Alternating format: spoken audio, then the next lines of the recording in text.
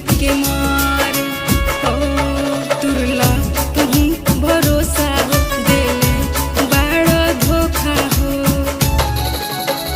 पिया दो जहरिया ये जान हो एक दिन तो मरही के बाद पिया दो जहरिया ये जान हो एक दिन तो मरही के बाद। Kamlesh recording studio Mohammadpur.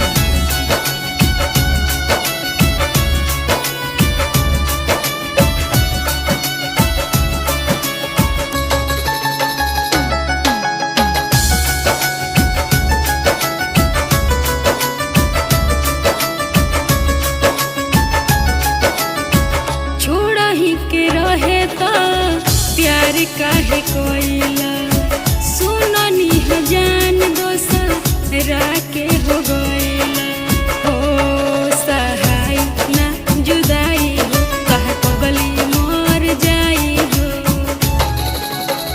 पिया दो जहरिया ये जान हो एक दिन तो मरही के बाद पिया दो जहरिया ये जान हो एक दिन तो मरही के बाद।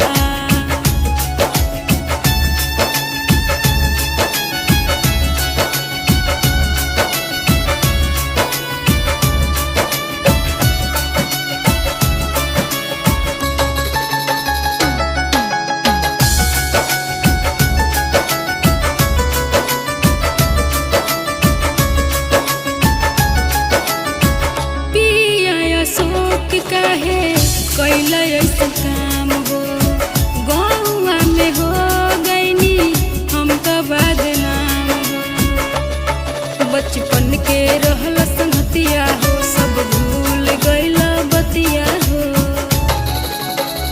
पिया दो जहरिया ये जान हो एक दिन तो मरही के बाद पिया दो जहरिया ये जान हो एक दिन तो मरही के बाद।